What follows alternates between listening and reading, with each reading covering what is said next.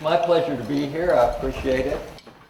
About 40 years ago, I was the co-founder and head of marketing and sales for a company called Datotech. Datotech sold cryptographic equipment worldwide. We sold it to the people like the CIAs, the NSAs, the Secret Service, the FBIs of foreign governments. And so this equipment, I had to travel. I traveled to about 35 countries. I counted them up. We serviced about 80 countries worldwide. You had to meet with these intelligence organizations who was their ability, well, their natural instinct was to trust no one. And especially someone from the United States, because we are a politically active country. We have an agenda, so when I showed up, they said, well, Fred Kinch, do you have an agenda? So it took a while to gain their trust. The other thing that made the marketing pretty difficult was when they wanted to see you, they would appear, and when they didn't want to see you, they just kind of vanished from the world. Business cards didn't mean anything, because what was printed on there didn't matter. You couldn't find the telephone number, you couldn't find the address, it just didn't exist.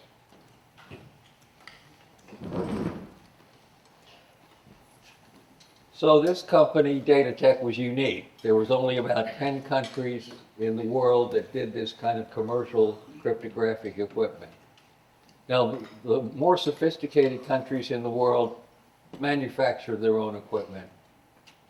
But the lesser ones, and that includes Southern Europe, Middle East, Far East, Central and South America, buy their cryptographic equipment commercially. So this was our target market.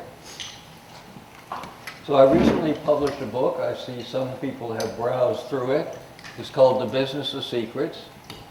It has some technical things in it, but more than likely it has the stories that I encountered as I tried to interface with these people, establish a relationship, gain their trust, and sell them some product.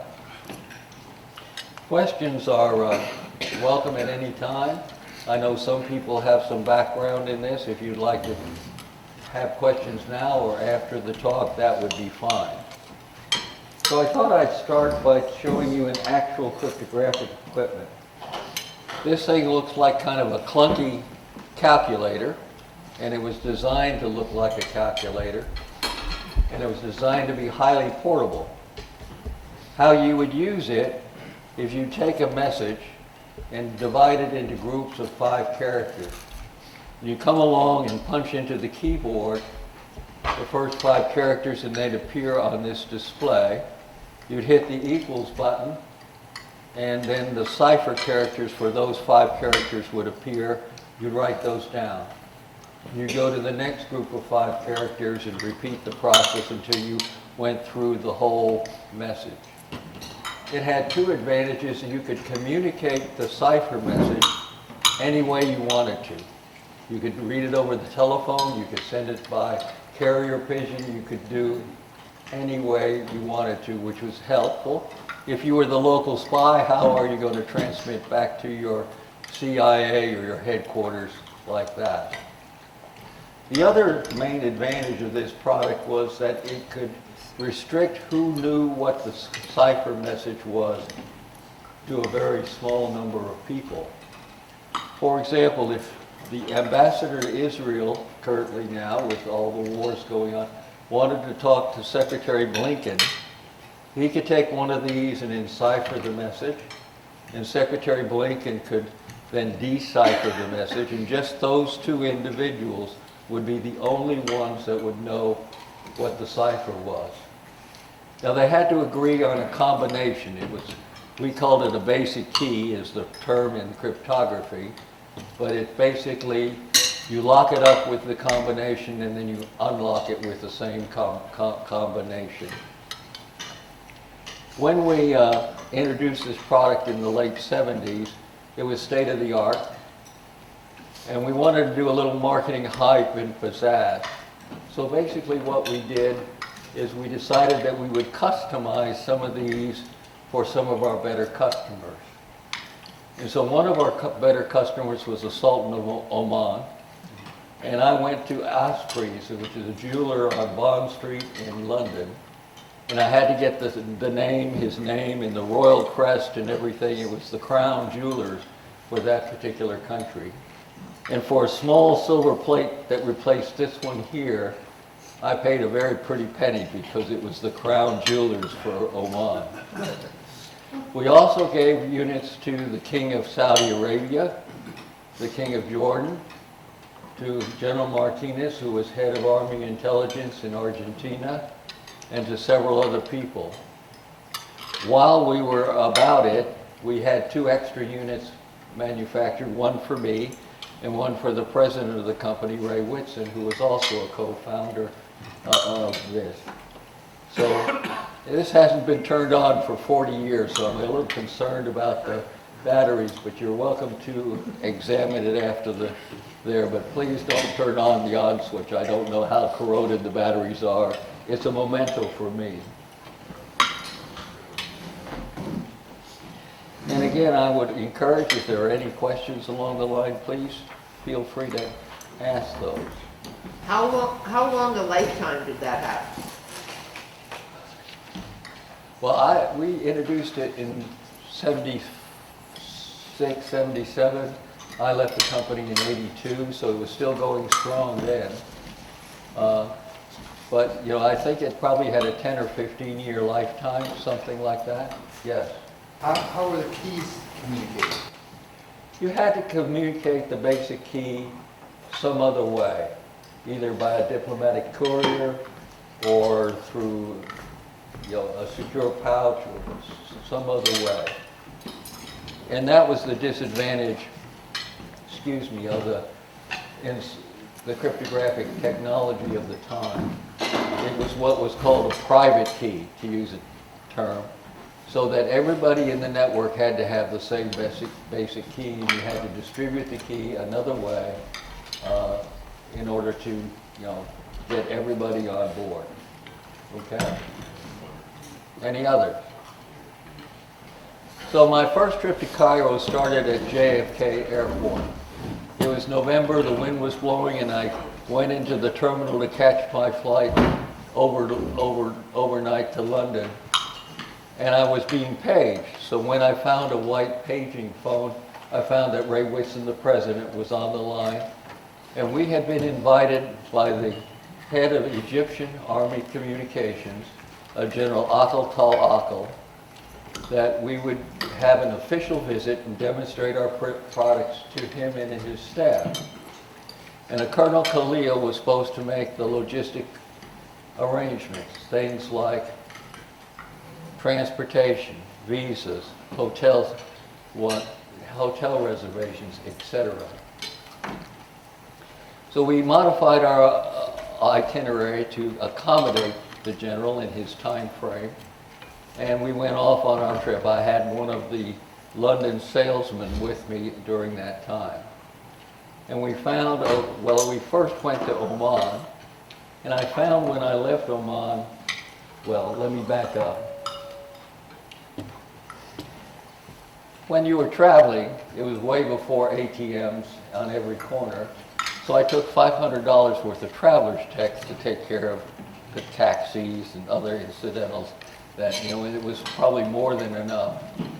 But when I checked out of the hotel in Muscat, I found that they didn't take credit cards.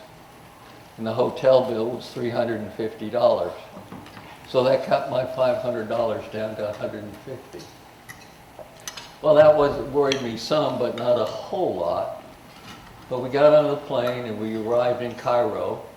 And as we came down the steps, I expected an Army representative to be at the foot of the steps to greet us and usher us through customs and everything.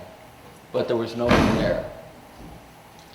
So I had a choice. At that time, I could buy a visa for $125, or I could get in the transit lounge and wait and get a flight back to Oman. And I decided that was not an attractive alternative because I was there to see the general, the head of Army Communications for the Egyptian Army. So I wanted to do that, so I paid $125 and bought myself a visa. Now I'm down to $25, which is a lot different, I tell you, a lot different. There's no way I would get out of Cairo, much less all the way back to Dallas, where the company was located, on $25 worth of incidentals. So we went through customs and immigration, and again, I expected a representative of the Army to be there with us, to greet us. And again, no such luck. There was no one there. So after searching around the terminal for a little bit, we found this private who was obviously on duty. He was armed, and we waved, but he spoke no English. We finally got enough that he took us down to this small hole in the wall. It was about a closet size, let me tell you, office, and there was a sergeant in there, and the sergeant spoke a little English. We showed him the official telexes where we had been invited on an official visit, and he understood enough that he realized that Colonel Khalil was supposed to be our host. And even though it was a Saturday, the Muslim holy day, he was able to call up and get Colonel Khalil on the line. It was a miracle that he was able to do that. And after a few words, he handed the phone to me, and Colonel Khalil said, "Good morning, Mr. Kinch, glad you made it. How are you?" And he was all this very breezy light, you know, where he had failed to give us any help or support so far. My attitude was not nearly as cheerful as his attitude at that point in time. So the most pressing, it was November, early December, and it was the height of the tourist season in Cairo because the weather's cooler. So I asked the colonel, I said, "Where do you expect us to stay?" And he turned around and he said, "Well, I called 3 or 4 hotels and I couldn't find any rooms, so I stopped." And it took me a minute to take that all in and assimilate it. And I said, "You mean you stopped calling?" He said, "That's right. It didn't seem to be any point in continuing because I couldn't find a room for you, so I stopped." And so I said, "Where do you expect us to stay?" And he said, "You know, there's these kiosks outside of the terminal." The kiosks looked like newspaper stands from the 1940s movies. "Go out there and tell them your problem and they will find you a room for the night." Well, that didn't seem like a real great idea to me at that point in time. And then he said, "What?" I said, "But that's for one night. What about the other 2 nights? We're supposed to be here for 3 nights." He said, "When you finish and get your room, go to the Hilton and take your passport and put 10 Egyptian pounds in the passport and hand it to the reservation clerk. He will get you a room for 3 nights." He said, "Oh, by the way, and when you're finished that, come by my office at 10 o'clock tomorrow morning," and he hung up. And I thought to myself, you know, maybe I could get the sergeant to call him back, but I didn't really think it would do any good. So we took the colonel's suggestion, and we went out to the roadway there where the kiosks were, and we looked around. We found the most substantial kiosk that we could find, and we went up to them and said, "Can you get us a room for the night?" And on his 3rd try, he found a room. It was at the Hotel Nile. So we paid his fee and we went on to the Hotel Nile. And the Hotel Nile was a great hotel, except it had seen its heyday in the 1890s. And I actually expected to see Inspector Perot walking down the, off to solve a mystery for Agatha Christie. Well, we went up to the reservations desk, and sure enough, they had a room for the night, but only tonight, because they had tour groups from Germany and another country coming for the following night and the night after that. And if the counts of the tour groups were accurate, they would need our room. Well, we took the room, obviously. There was no question about that. And so we went. Well, the first problem I had is I needed cash.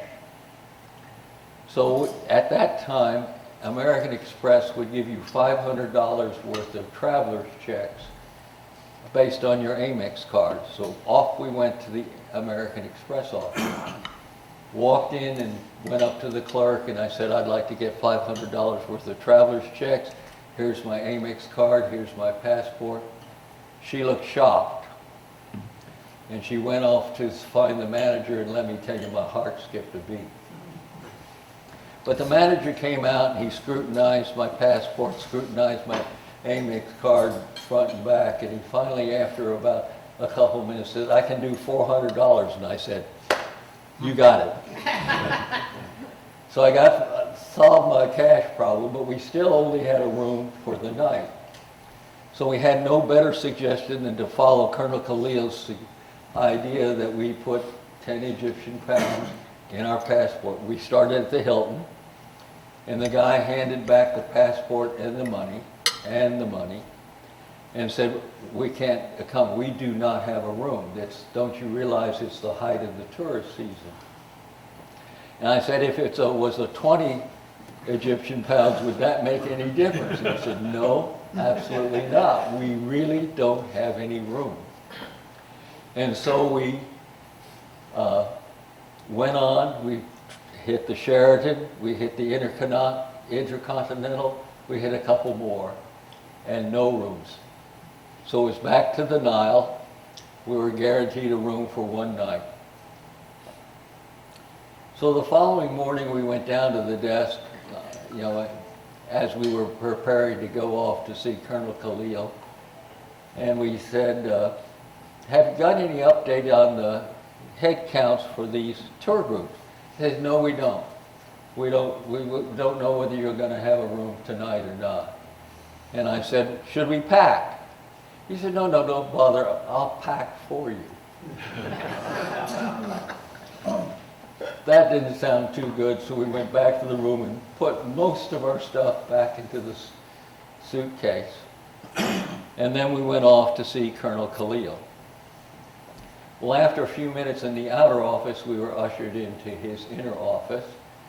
And his attitude was almost, he didn't believe we were who we said we were, even though we had the official telexes right with us.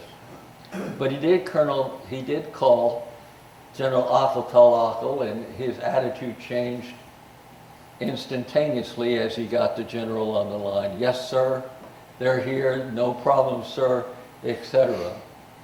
So the general said he would send a couple officers to pick us up. And he did. And as we were being escorted out of Colonel Khalil's office, he kind of whispered over to me, he said, I am not a tourist bureau, which explained a whole lot about the experience that we had had up until then. So there's more to the story. It's in the book. But to just kind of wrap things up, we had a successful meeting with the general. The tour groups were short, so we kept our room for all 3 nights. We didn't have to sleep on the streets of Cairo. But it was not the best of situations that I've ever encountered as far as hotel reservations and the like. So that's the story about my first trip to Cairo. Any other questions along the line? What did you show them? What did you sell them? The very first product that we produced was a unit that worked with if I say telex, do you know what I mean by telex? Telex was the predecessor for the email system. And it worked differently than that, but it worked on a code for the language. A was a certain number of bits, B, etc. And we had a product that would take that and encipher it, and it would do it by punching out a tape that would be the cipher message. And the people would then dial up the other end of the network or who they wanted to call, load up the tape and send the message to the receiving party. And that was the product that we showed, and that's the product that they bought. Yes? How would you compare today's just an ordinary business transaction where you send your credit card through the internet, how does that compare to this kind of cryptography? Well, first of all, in World War II, encryption equipment was mechanical. It had rotors, like the Enigma machine. And Alan Turing broke that equipment in the mid-40s, 1944 or 43, somewhere along in there. I'm not sure of the exact date. We made all electronic equipment, which was vastly superior to that. If you think of a gear as the gears in the Enigma machine was the path between the clear information and the cipher information. To contrast, the size of the gear of our equipment would be 500 million teeth in size. I've kind of played around with that, and that might be a gear that would be about 100 miles in diameter, totally impractical. But it was, a vastly improved, and we did it all by electronic circuitry. Our equipment was not software-based. We had an head engineer at the time who felt like software would never run fast enough in order to do that. Well, that was a big mistake. Software runs perfectly fast enough to do all the kind of encryption you want. And that's what people use today. I'm not an expert on what encryption is today. One of the main advantages, remember we said the sending person and the receiving person has to have the same basic key, and you have to get that distributed throughout your network. Right now, people use what's called a public key. And that is a key that is negotiated at the beginning of the encryption session. So when you order from Amazon and you put your credit card information into your laptop, it gets enciphered, and your laptop has software in it that negotiates the key with Amazon. And then they communicate securely. And then Amazon communicates securely back to you. So it's a vast improvement over what our equipment is. Public key came into being late 90s, early 2000. So it was the next generation after the equipment that we produced. Yes? Was that microprocessor based at that time, or was it discrete logic, TTL? It was TTL, discrete logic. This product that I showed had this much software in it, just a minuscule amount of software. It was our first product that had all the products that we produced prior to that were just hardware-based. So 1969 you started this company, Yes. and then 1984 you left it, is that right? So 82, can you yeah. describe how the sophistication of the machines were from 1969 to 1984? I mean, was the 1984 100 times more effective than the 1969 machine? We came up with a second key generator. Key generator is the part of the machine that generates the cipher to help, enciphers the message, which was vastly superior to the first one. The voice equipment that we did initially broke the frequency bands into bands by frequency, and the next generation did it time-wise. So you take an interval of speech, like a half a second, and you divide that into 8 or 16 different pieces, and you scramble those all up and then send that down the wire. In the I was laughing earlier, at that time 300 bits per second was a fast transmission. Oh, yeah. And I bet many of you had modems that went 19.2 or something like that. Well, 19.2 kilobits was way beyond our horizon. The fastest you could get information down a telephone line was 2,400. And enciphering voice at 2,400 Enciphering was fine, but reconstructing the voice so it sounded like anybody intelligible.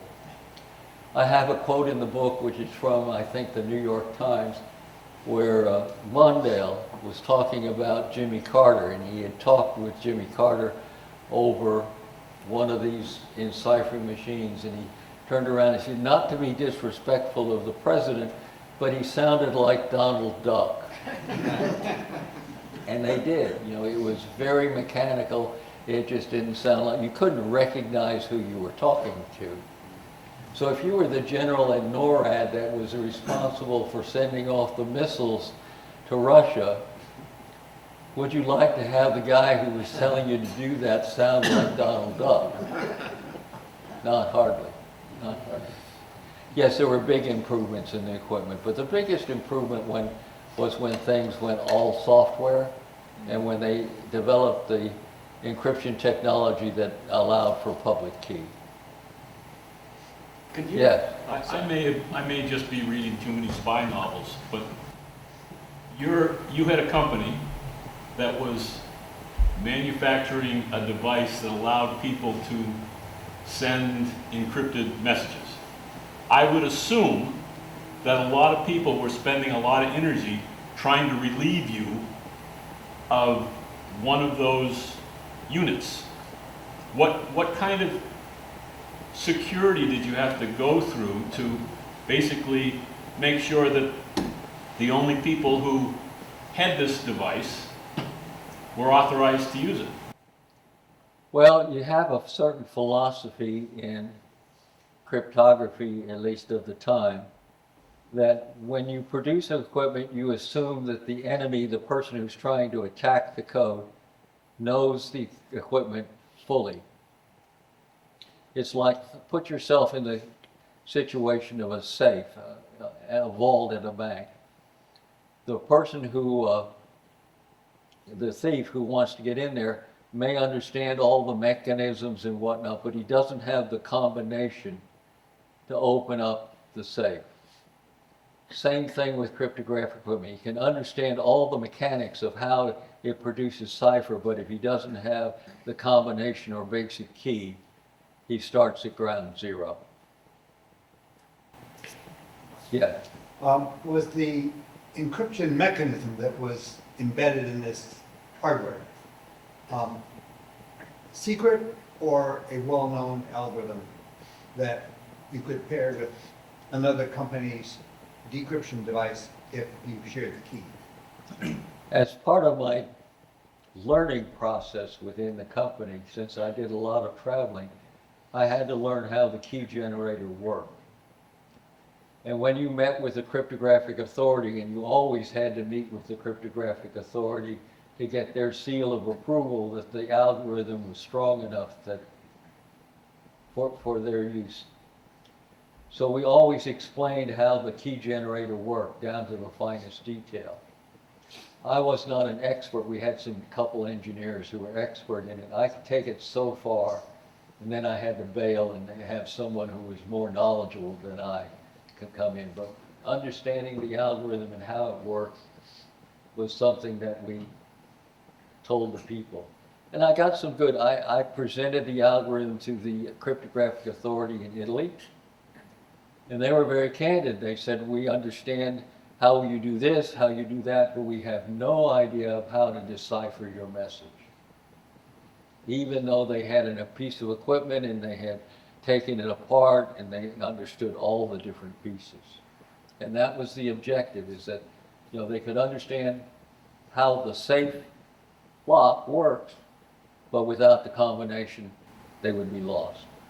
Yeah, I just want to add to your previous comment and the question that was made. If you have sufficient computing power, let's say 10 billion computations a second, which some of our agencies have, you can guess at the key, but you only have few guesses, so they have to do the computation very fast and not to get locked out. But that's part of the power why the NSA and other people have computing power which is unparalleled in the world. Massive computer, cryogenically cooled and everything. Yeah. The norm was to change the basic key at 12:01 in the morning every day. So every day they started out with a new combination, new basic key. Yes, How many letters or bits was the key, that, the private key? it was 10 to the 13th power. But how many, but you had to have an agreed upon private key that you would seed the device. Yeah, we inputted it through some octal switches at the front of the unit. So, And but I mean, could you use a key as short as hello or Bugs Bunny, or did you have to have something that? No, you had to have it, you had to have a key that was that long. That was as long as. You were constrained to do that. How long was it? It was 10 to the 13th bit. Well, you can't have, that's the key that would have been used end to end, but to seed the machine, to encrypt it, we didn't, you know, did end to end require two machines that were, you know, you say that the key would be changed, but if the key's not random. So when you deliver one of the devices to a customer, how is it configured? It was configured by a standard key, which he was free and should change And how do they change it? 10 to the 13th is not something. through you a sit down and series of write out. through a series of octal switches. Yeah, how many of those? That's it. I don't remember. Oh, okay, through a series of, it was in octal, of course, it was in octal, so some of them Yeah. were switched. Right, would lead, But they- would yield 10 to the 13 possibilities. We sold 3 units to the Peruvian Navy.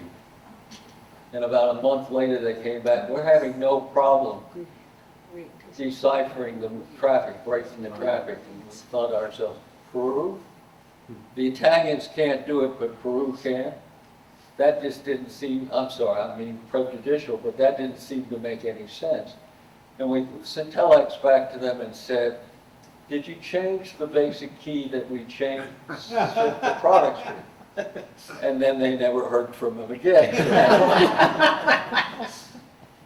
Yeah, If you were using the device that you showed us there, how many keystrokes would you have to make to set the key? Like a dozen? Well, it would be based on how many octal switches you get. Yeah, no. well, in that unit, you have 5 times 5, so it would be however many bits that is divided by 5. Okay. So it's a little after 9, but if you need to leave, you can go ahead. But I have another question, and I know Phil does, so we can keep going. Bill? If you're in Egypt and you send a message in the native language to somebody in Sweden, how does the person in Sweden understand a message from Egypt? Does it translate as well? No. No, you have to have knowledge on both ends. Western Union made the terminals. They're Model 32, Model 33, Model 28. And there's a picture of them in the book. I don't remember the exact page. But those, they made an English version and they made a Arabic version. But an Arabic version had to talk to an Arabic version, sender to receiver, and the same thing with English. The sender and receiver had to have the same configuration. Yes. So I read the book, and it's a good book if you haven't read it.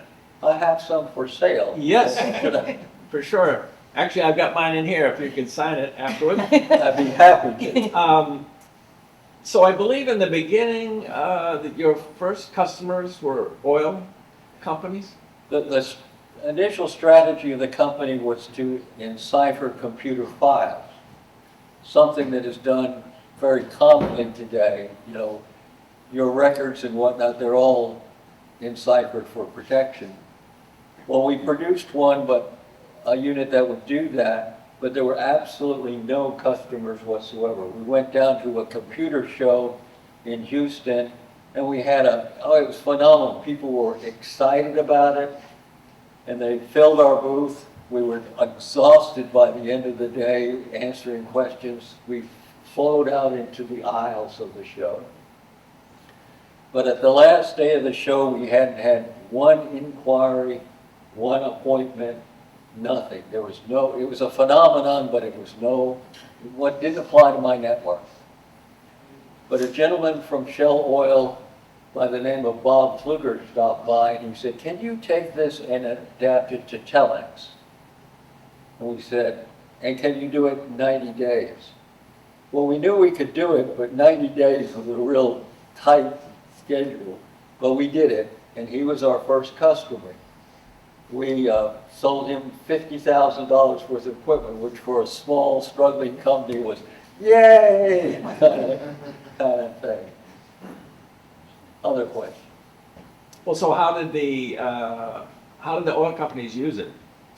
The oil companies used it to protect it from competitors. They protect it from the government. The oil companies in Indonesia were going ahead and drilling for oil, and the government wanted to read it. They could send it in ciphered message so long as they provided a copy of the clear message to the government, so the government would know what was going on. Well, the oil companies were not 100% satisfied with it because the government was the one who set the prices for the leases when the leases came up for sale. So they'd really like to hide their geographical or geological information from the government. So what they would do is they would count the number of characters in the clear message, which would equal the number of characters in the cipher message. And then they'd pass on to the government a sing-song, how are you kind of message. And the government would satisfy, they felt they got the clear message or the cipher message, and the cipher message they had no clue as what was going on. If you look at a drilling territory, when they, I can't think of the right words, when they set out to drill, it's kind of like a patchwork quilt. And some leases are active and some leases are not. And it's very interesting to know what is happening in the lease that's maybe a couple doors down from your lease.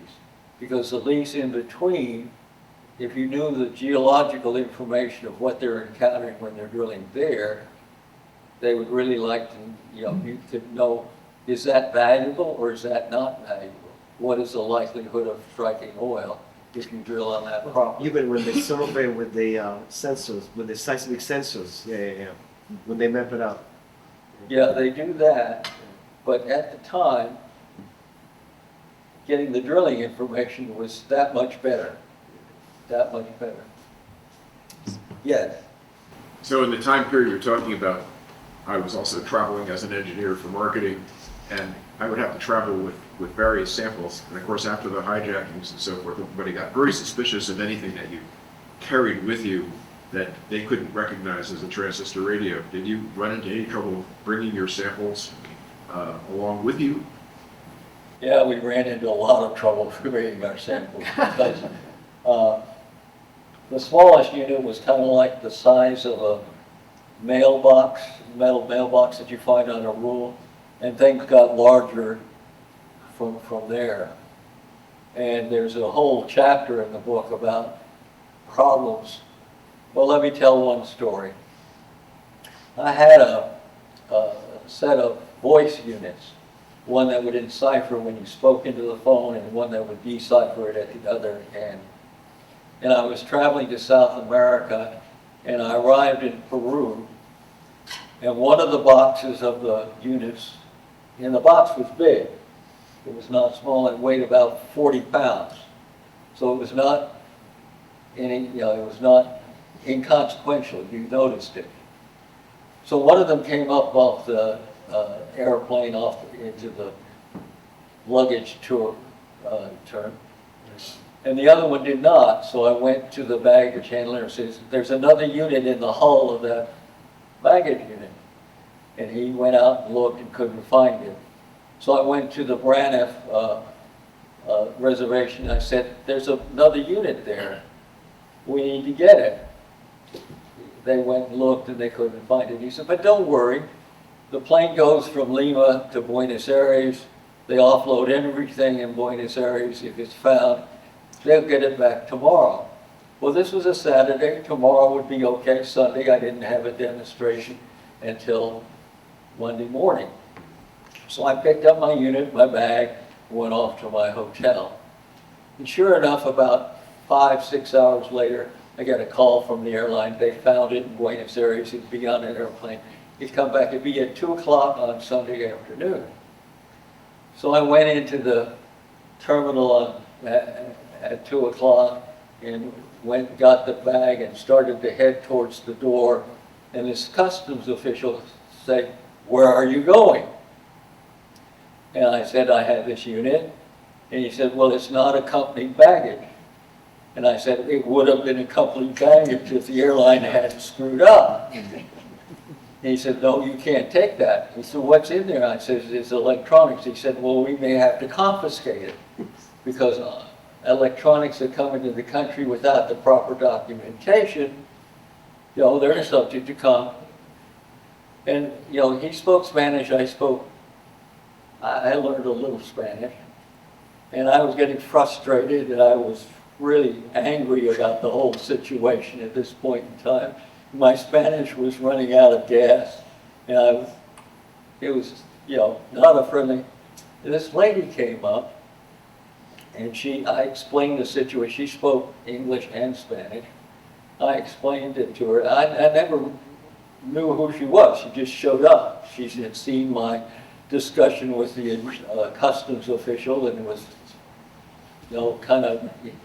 and so she went and talked to the customs. He was writing up some paperwork by this time, and I thought, oh my God, this thing is going to disappear.